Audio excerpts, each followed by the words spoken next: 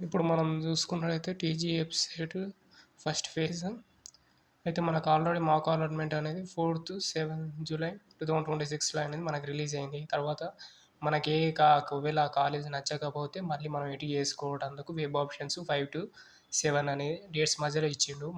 మనం ఎడిట్ చేసుకున్నాం కాబట్టి ఈరోజు ఫైనల్ సీట్ అలాట్మెంట్ అనేది ఉంటుంది.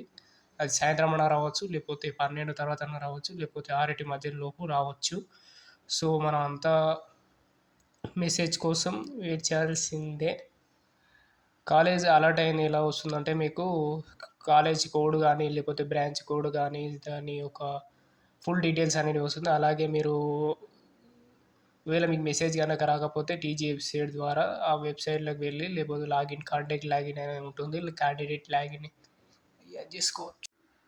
ఒకవేళ మీకు మెసేజ్ రాకపోతే టీజీ వెబ్సైట్ అని ఓపెన్ చేసి క్యాండిడేట్ లాగిన్లోకి వెళ్ళి మీ యొక్క హాల్ టికెట్ నెంబర్, మీ యొక్క పాస్వర్డ్, మీ యొక్క login ID, me date of birth కొట్టి సైన్ ఇన్ నొక్కితే మాక్ అలాట్మెంట్ అనేది వస్తుంది. అక్కడ మీకు ఏ కాలేజ్ వచ్చింది, మీకు ఎంత ట్యూషన్ ఫీజు, మీకు పార్షియలా లేకపోతే ఫీజు రియేజ్మెంట్, ఫుల్ ఫీ రియేజ్మెంటా. ఫుల్ ఫీ రియేజ్మెంట్ అంటే మీకు 10,100 కట్టాల్సి ఉంటుంది. ఒకవేళ మీరు ఆ అమౌంట్ కట్టకపోతే మీకు ఆటోమేటిక్గా మీకు సీట్ అనేది క్యాన్సిల్ అయిపోతుంది. మళ్ళీ మీరు సెకండ్ ఫేజ్లో చూసుకోవాల్సి వస్తుంది. నా సజెషన్ ఏంటంటే మీరు ఫస్ట్ ఫేజ్‌ని ట్యూషన్ ఫీ కట్టుకొని ఆ సీట్ ఆపుకోవడం బెటర్ అనిపిస్తుంది. మీరు ట్యూషన్ ఫీజు ఎప్పుడెప్పుడు కట్టుకోవాలంటే 10-14 మధ్యలో ఈ 11, 12, 13, 14 లోపు మీరు కట్టుకోవాల్సి ఉంటుంది. అలాగే మీరు ఎప్పుడైతే ట్యూషన్ ఫీ పే చేస్తారో అప్పుడే సెల్ఫ్ రిపోర్టింగ్ అనేది చేయాలి. సెల్ఫ్ రిపోర్టింగ్ చేయకపోతే మీ సీట్ అనేది మొత్తానికి క్యాన్సిల్ అయినట్టే. మీ అమౌంట్ అలాగే ఉంటుంది. కాకపోతే మీ సీటు క్యాన్సిల్ అవుతుంది. సో, అందుకని మీరు సెల్ఫ్ రిపోర్టింగ్ చేయాలి. ఒకవేళ మీకు అలా సీట్ అలాట్మెంట్‌లో మీకు కాలేజీ నచ్చితే సెకండ్ ఫేజ్‌కి ఆప్షన్స్ పెట్టాల్సిన అవసరమే లేదు. ఒకవేళ మీకు నచ్చకపోతే మీరు పెట్టే ఆప్షన్స్ ఎలా ఉండాలంటే ఆ కాలేజ్ కన్నా బెటర్‌గా ఉండాలి. లేకపోతే అదే సీటు మీకు కన్ఫర్మ్ అవుతుంది.